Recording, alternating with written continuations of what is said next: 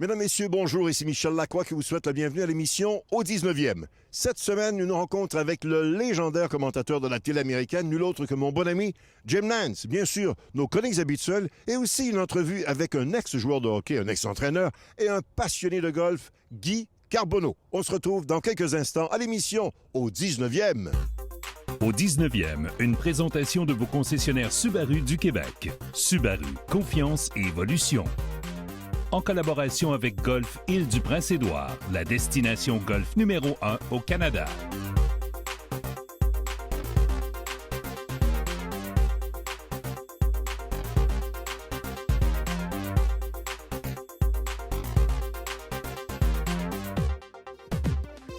La rencontre de la semaine est une présentation du club de golf Atlantide. Plongez dans le monde de l'Atlantide.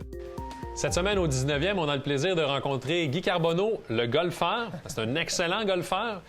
La première fois qu'on a touché un bâton de golf, c'est quand? Et mon Dieu, ça doit être dans les années 78 à peu près, dans cette année-là. Lorsque je jouais junior à Chicoutimi, j'avais un de mes amis, Carl Dumas, qui était assistant au club de golf de l'Abbé. OK. Et c'est vraiment là que ça a commencé. Là.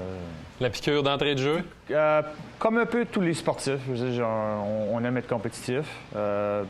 C'est un sport que pour un joueur de hockey, c'est quand même extraordinaire. On ne travaille pas durant l'été, la saison morte. Alors, pour apprendre le golf, ça a été, je dirais pas une piqûre. Je peux dire, on jouait beaucoup de tournois, on jouait des 9 trous à quelques occasions.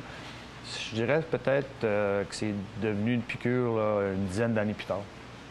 Et puis là, on s'est amélioré avec le temps. Est-ce qu'on a pris des cours ou on a appris ça sur le tas? Un peu des deux. Je dirais que j'ai pris des cours un peu plus tard, vraiment plus tard, dans le début de ma carrière de golfeur. Je pense qu'au début, c'était vraiment essayer de frapper la balle Plus loin possible. Plus loin possible. Ou, je veux dire, comment est-ce que ça fonctionnait avec l'équipement que tu avais. Essayer d'améliorer ton score. J'ai eu la chance de pratiquer un petit peu au début. Mais je pense que je dirais, vers la trentaine, c'est là vraiment que j'ai commencé à aimer ça beaucoup plus, à prendre ça beaucoup plus au sérieux, à prendre des cours. Lorsque j'ai eu la chance de jouer à Dallas, on avait la chance de jouer presque tous les jours pendant l'hiver. Et j'ai fait de belles rencontres là-bas, des joueurs de golf professionnels. Alors, tu joues une ronde avec eux et pas qu'ils essaient de changer ton élan, mais c'est juste de vraiment comprendre la game de golf le mieux possible, parce que c'est justement de l'appliquer. Mais tu mentionnais à 30 ans, est-ce que ça prend une certaine maturité au golf pour vraiment sentir qu'on peut évoluer, qu'on peut pouvoir avancer, progresser? Bien, je pense pas. Je pense que, un peu comme le hockey, aujourd'hui, les jeunes ont la base beaucoup plus solide à un bas âge. Je veux dire, moi, comme je te dis, j'ai commencé à jouer ou à faire à swinguer un club de golf à 18-19 ans, une fois de temps en temps. Aujourd'hui, les jeunes vont commencer à 5-6 ans. Avec des cours, va avoir une base beaucoup plus solide que nous, on l'avait dans ce temps-là. Alors, je veux dire, quand tu as déjà un élan prédéterminé, d'aller chercher un coach qui va changer ça de A à Z, c'était pas ce que je voulais. Je ne voulais pas passer 6 mois à essayer de retrouver restructurer mon élan. Je voulais juste essayer, exactement. Je voulais juste essayer de m'améliorer. C'est ce que je continue de faire. OK. Donc, dirais-tu que tu es un technicien ou un naturel au niveau de l'élan? Un petit peu des deux. Je pense que j'ai la chance de jouer avec beaucoup de joueurs de hockey, puis je pense que l'élan est le même qu'un lancer frappé. Il y a la force naturelle qui est là, que peut-être pas ailleurs. Les yeux, la coordination. Alors, je pense que ça, c'était là, mais la différence maintenant, c'est que je comprends je comprends mon élan présentement. Je suis capable justement de faire l'analyse. L'analyse exacte de mon analyse, puis essayer justement de faire les corrections pendant le match ou entre les deux, c'est ça. Ça fait beaucoup de parallèles entre le hockey et le golf, j'aime ça. Est-ce que bien jouer au golf peut aider un hockeyeur professionnel à mieux performer sur la glace? Est-ce qu'il y a un aspect mental qui peut être... Bien, c'est sûr et certain qu'au golf, ce que tu apprends de plus en plus, c'est de jamais... Il faut que tu sois capable justement de comprendre ton élan, essayer peut-être de... C'est la répétition, hein? C'est tout le temps, tu vas le faire un élan une fois, puis c'est d'essayer de la répéter la deuxième fois, mais dans des conditions extrêmement différentes. Tu n'as jamais deux élans qui vont être pareils. Le vent n'est jamais pareil, la nivellation n'est jamais pareille. Alors, ces choses-là, c'est ça qu'il faut que tu sois capable d'amener l'information, puis prendre la bonne décision. Puis après ça, bien, tu fais l'élan. Une fois que l'élan est fait, elle est oubliée. Ouais, c'est l'autre qu'il faut que tu oublies. Il faut que tu passes à l'autre. Alors, au hockey, c'est peut-être plus différent parce que l'action est continue. Tu as d'autres choses, tu as d'autres coéquipiers, tu as d'autres joueurs de l'autre côté qui rentrent en ligne de compte. C'est pas vraiment la même chose. Il faut oublier rapidement quand même. Définitivement, oui. Je pense que oui, parce que, je veux dire, comme au golf, un mauvais coup, c'est pas grave. Si tu n'es pas capable justement de l'oublier, tu as un autre mauvais coup, puis tu as un autre mauvais coup, c'est là que tu te retrouves avec des gros scores. Au hockey, c'est la même affaire. Si tu es capable de faire une erreur et de l'oublier, tu es capable de te reprendre à quelque part. On va profiter de tes connaissances golfiques. Au niveau technique, pour aider un peu nos amateurs, lorsque Guy Carbonneau est au-dessus de la balle, puis on s'apprête à effectuer un bon élan de golf, on pense à quoi? Techniquement, est-ce qu'on oublie tout ou il y a des points repères qu'on a? Peut-être pas des repères, mais pour moi, c'est ma routine. J'ai une routine. C'est de placer ma balle sur un tee. Ensuite de ça, je vais m'aligner en arrière de ma balle. Je vais regarder d'après le vent, d'après les obstacles. La direction. Une ligne, c'est ça. Je me cherche une ligne où, que si je la manque, diverge à droite, diverge à gauche, je vais être en bonne position quand même. Et puis après ça, c'est de me prendre un point là, sur le sol puis de faire une bonne élan. Le moins possible, essayer de penser à toute la mécanique. Je veux dire, la mécanique se fait dans le champ de pratique avant le match. Puis ensuite de ça, c'est... On s'amuse un peu plus. Oui. S'amuser, c'est vite dit, là. Est-ce qu'on est toujours aussi compétitif sur le parcours? Écoute, oui et non. Je veux dire, j'aime compétitionner, j'aime bien jouer. Je pense que c'est surtout ça. Moi, c'est ce que je trouve qui est intéressant au golf, c'est... Il n'y a pas d'autre élément que c'est toi. C'est toi qui es le seul responsable de ton match et de ton score. Alors, c'est sûr que quand tu prends ça au sérieux, je veux bien jouer. C'est bon. Merci beaucoup, Guy. Bonne saison. Merci beaucoup. Voici notre question quiz cette semaine. Il y a 6 joueurs sur le circuit PGA Tour qui ont inscrit le pointage record de 59. La question, quel est le dernier joueur à avoir réalisé cet exploit? Est-ce que c'est A. Paul Goydos, B. Stuart Appleby ou C. Jim Furyk? Je vous reviens avec la réponse dans quelques instants.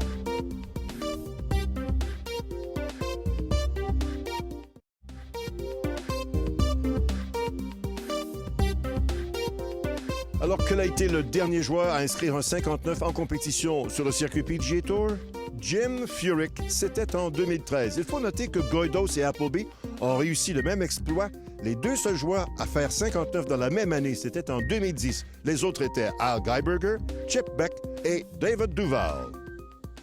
Here with Jim Nantz. Jim, you've been involved in golf and broadcast golf for a long time. This year, for the first year at the golf at the Olympics, what do you think the impact is going to be on the game? Well, you know, they had it in the Olympics like 100 years ago when the last gold medal went to Canada. Yes, right. So see, I know. That's right. I think it's going to be great for the game. I really do. I mean, what an exposure it's going to be as we try to spread the game and the goodness of the game around the world. There's no bigger vehicle than the Olympics. And you've seen all kinds of players over the years. I'm not going to say you're old, but you've been around. Yeah, I've been You've around. seen. Yeah. What do you see the progression in players in the game as far as on the professional side? Well, it's a fantastic time for the sport. I mean, people were wondering, you know, after Tiger, you know, had lost his ability to be world number one, you know, what was the game going to look like? Well, we found out in 2015 when we were on a fabulous ride ahead. And as much as people want to try to always define it and say it's going to be this guy or it's going to be these three guys, it's way bigger and grander than that. We've got great young talent from all over the world. And, you know, as good as Jordan and Jason and Rory were last year, you got guys like Justin Thomas and Ricky Fowler right on their heels. You know, you got young upstart Canadians who are making an impact on the game. I mean, it's just thrilling. It's all over the globe. The game is spreading out its tentacles to all over the earth, and the game's in a really good place. It's in a really good place. Right. Thank you, and Thank good you. luck on the broadcast. I'll see you at the RBC Canadian Open. We'll be there. Okay, thanks.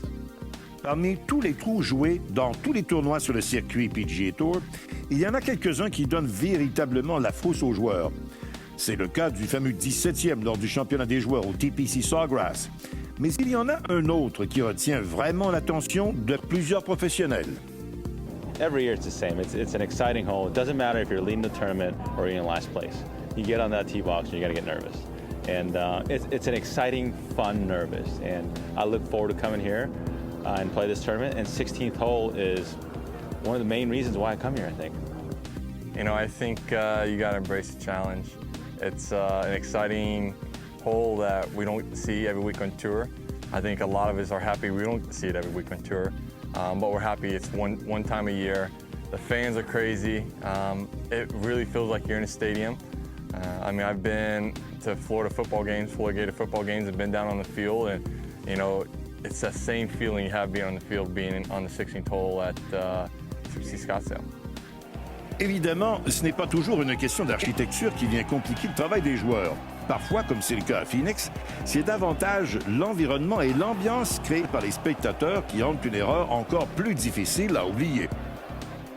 No, I've been fairly lucky. The fans have treated me well. I've played the hole well in the past.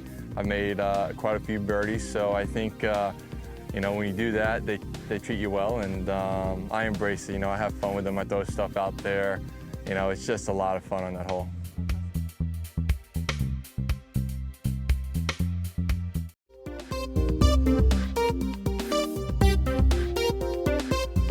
Cette chronique équipement est une présentation de Golf Town. Golf Town, tout pour le golf. Le processus d'achat d'un bois d'allée est complètement différent de celui d'un bois de départ, Pierre, tout simplement parce qu'un bois d'allée sur un parcours de golf, on peut l'utiliser à toutes les sauces. Oui, et je dirais que la majorité des amateurs ne prennent pas assez de temps de qualité pour trouver la bonne tête et aussi dénicher la bonne longueur de tige, l'angle d'ouverture pour être plus constant et connaître ses distances. Parlant d'être constant, on veut être constant dans l'allée, mais également dans l'herbe longue. Heureusement, les ingénieurs font des petits miracles. Pourquoi? Pour s'assurer de maximiser la vitesse de la balle à l'impact, surtout lorsque vous frappez dans le bas de la face. Oui, plusieurs technologies offrent l'effet trampoline dans le bas de la face pour limiter la perte d'énergie à l'impact. C'est le cas de TaylorMade avec le Speed Pocket, Callaway la technologie Face Cup, il y a Cobra avec le Speed Channel. Même chose pour Titleist et Nike, alors que la portion avancée de la semelle fléchit pour donner le plus de vitesse possible à la balle. Donc, le point de percussion idéal, le sweet spot, comme on dit en anglais, est plus large. Pour le maximiser davantage pour votre élan, il y a de l'ajustabilité dans la majorité des bois d'allée. Ce n'est pas toutes les nouveautés qui l'offrent, mais l'embout ajustable sur la tige est vraiment un avantage pour que vous puissiez trouver l'angle d'ouverture parfait pour votre élan. Pour ce qui est de la trajectoire, 3 modèles proposent des poids amovibles. Le M1 de TaylorMade possède 2 poids de 12,5 grammes chacun, comparativement à un seul poids de 25 grammes sur la version R15 de l'année dernière. Placez les 2 poids aux extrémités et vous augmentez la stabilité de la tête. Les 2 autres modèles sont le Big Bertha Alpha 816 de Callaway, le King F6 de Cobra. Dans les 2 cas, vous pouvez placer le poids plus lourd derrière pour élever la trajectoire de la balle ou le placer devant si vous désirez une trajectoire de balle plus perçante. Et Jean-Sébastien, comme tu nous dis toujours... Si vous avez la chance d'essayer les nouveaux modèles sur du gazon naturel, faites-le. C'est important de savoir comment votre balle réagit au contact de l'herbe dans la zone d'impact. Merci, Pierre. Merci. La semaine prochaine, les hybrides. Au terrain d'exercice vous est présenté par les fers M2 de TaylorMade. Avec les fers M2, rehaussez votre jeu. Utilisés par les joueurs professionnels, les baguettes d'entraînement sont des outils idéaux pour travailler les bases de la posture, que sont l'enlignement du corps et la position de la balle. Mais ils peuvent servir à travailler bien d'autres aspects de votre jeu. Je vais vous donner de nouvelles pistes de solutions pour perfectionner votre jeu. Le début d'élan est un moment crucial. Plus il s'effectuera dans le bon plan, ni trop de l'intérieur, ni trop de l'extérieur, plus il sera facile de ramener la face de bâton bien droite à l'impact et obtenir une trajectoire de balle beaucoup plus droite. Voici l'exercice que vous pouvez faire avec 3 baguettes. Pour travailler ce démarrage, plantez 2 baguettes à une longueur de bâton de votre balle, dans l'axe de la ligne de jeu et parallèle à l'inclinaison de votre tige. Laissez un couloir pour que votre bâton puisse passer, environ une largeur de grippe. Quand vous démarrez votre élan, vérifiez que la tête du bâton reste bien dans le couloir entre les 2 baguettes. Répétez ce mouvement plusieurs fois au ralenti, sans frapper de balle, puis faites-le les yeux fermés. Progressivement, vous allez mémoriser le bon geste. Quand vous croyez que c'est le bon moment, faites-le doucement avec une balle. Comme pour l'élan, on peut utiliser les baguettes d'entraînement pour perfectionner nos coups d'approche. Suivez-moi au verre d'entraînement. Pour cet exercice, vous aurez besoin de 3 baguettes que vous allez disposer de cette manière.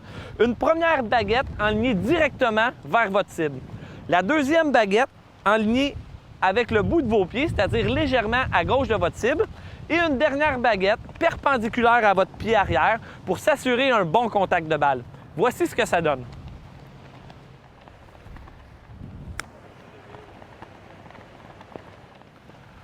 Pour varier la distance et la hauteur de vos coups d'approche et ainsi développer créativité et dextérité, voici un exercice que vous pouvez faire avec des paniers de balles cette fois-ci. Placez une baguette sur 2 paniers de balles. L'objectif est de passer les balles juste au-dessus de la baguette. Vous pouvez essayer avec un fer 9 ou un fer 7. Vous pouvez aussi mettre 2 paniers de haut. Alors, un cocheur de sable serait sûrement le bâton plus approprié. Encore une fois, les baguettes peuvent être très utiles pour le jeu sur les verres. Suivez-moi, on va aller au verre d'entraînement. Un meilleur contact et un meilleur enlignement peuvent vous faire sauver plusieurs coups durant une ronde de golf. Pour frapper la balle avec le centre de votre fer droit et ainsi améliorer le roulement de la balle sur les coups roulés un peu plus longs, voici l'exercice à faire. Placez-vous à 3 mètres du trou. Plantez 2 baguettes parallèles à votre tige de fer droit, une en haut et l'autre en dessous. Jouez quelques coups roulés sans que les mains ou la tête du poteur touchent la baguette. Les mains sont ainsi obligées de revenir dans la même position qu'au départ. De cette manière, la balle roulera mieux et parfaitement en ligne.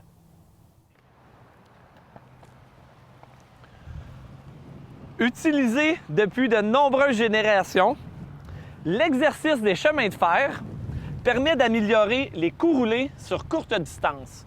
Voici comment faire. Placez-vous entre 1 et 2 mètres du trou et posez vos 2 baguettes au sol pour former une sorte de chemin de fer vers le trou. Faites une série de coups roulés en étant concentré sur la mécanique et sur une accélération douce à l'impact. Si vous ne possédez pas encore ces baguettes dites magiques, je vous recommande de vous en procurer. Et mettez ces exercices en pratique et je suis certain que votre jeu s'améliorera. Bonne pratique et bon golf!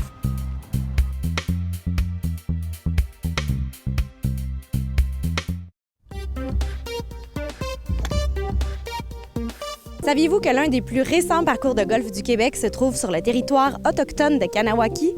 Je vous fais visiter les allées du parcours Mystic Pines en compagnie du surintendant des lieux.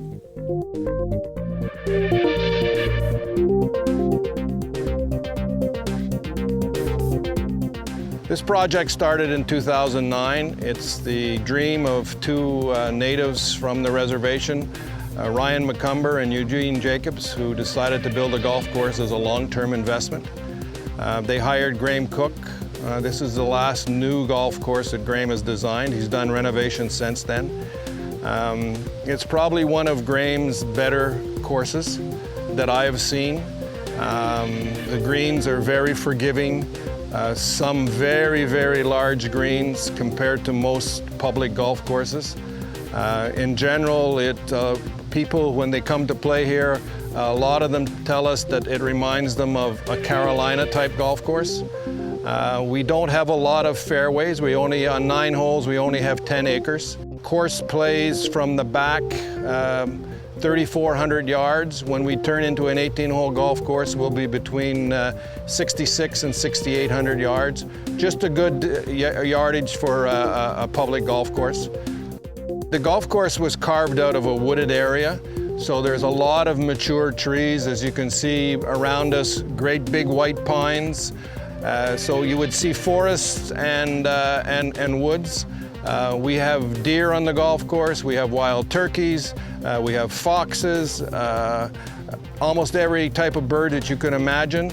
So you're really close to downtown Montreal or Chateauguay, and you're really in nature.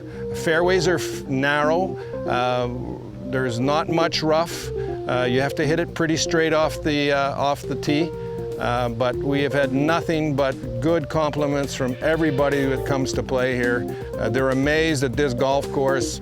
This quality of turf is available for public play this close to the city of Montreal. Our most challenging hole would probably be number 8. It's a par 4 at 461 yards, always into the wind. Very large landing area, but a large lake on the right-hand side of the fairway. You have to hit two very good shots to get on that green in regulation. Well, we've contacted an architect to design the clubhouse. We hope to start that project anytime soon. We want it to be functional, to be year-round operation. The other 9 holes of the golf course, the center lines have already been cut out. Greens and tee sites have been chosen. It won't be a very long process to take out all the wood. If we start this fall, the golf course should be open in 2017.